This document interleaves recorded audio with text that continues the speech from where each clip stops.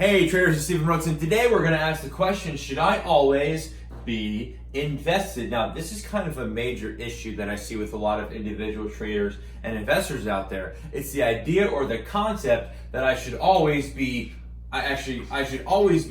fully invested.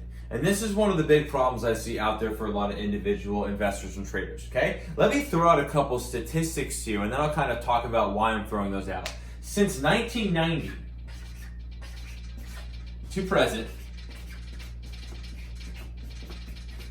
the Dow, right? So the Dow Jones Industrial Average, the 30 industrial companies, these are the big ones, has returned less than 5% per year. The NASDAQ has returned, I think it's about 6% per year, and the S&P 500 is about 5.5% per year. So, of course, the major market indexes, the Dow, the NASDAQ, and the S&P, are significantly higher today than they were 30 years ago. But if you look at the yearly returns, they're not as big as the average person thinks. Again, the Dow has returned since 1990 less than 5% per year, the NASDAQ about 6%, and the S&P 500 somewhere in the middle of those two. So those aren't those significant 100, 200, 300% returns that a lot of folks out there think is very realistic for them. So here's one of the things that I've learned, I learned very on in my trading career, and I've helped a lot of people really understand this, okay?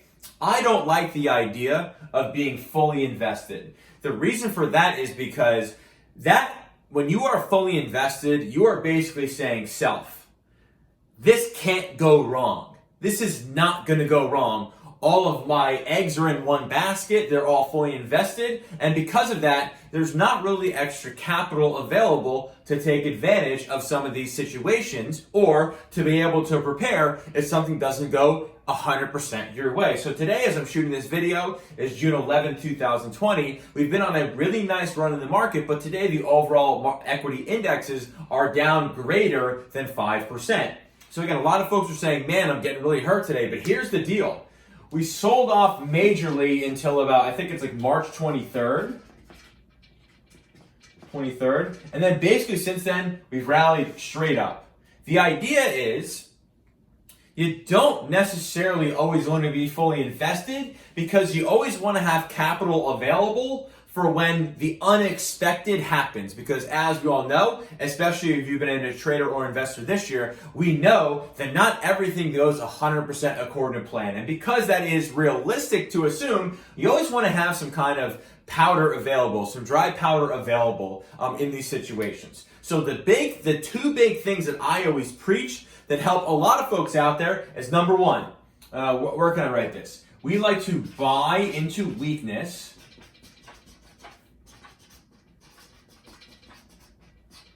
We like to buy into weakness, which means as things are selling off, as people are looking to sell, I think folks should be there looking to buy.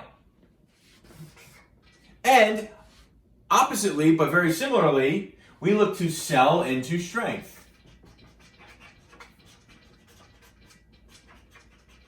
Right? As people are buying hand over fist, you should be there to be able to sell to them. So if you buy into weakness and you sell into strength, and you always have capital available on the sidelines to be able to take advantage or hedge when situations occur that you weren't expecting, you're probably going to have much better results. Because again, my biggest problem with always being fully invested is the fact that that makes you think that nothing can go wrong. And the way your money is placed is under that assumption that nothing can go wrong. But of course, again, as we know, many things go on. So I think if some of the folks out there really understood that, hey, as markets are rising, you shouldn't really be chasing that higher.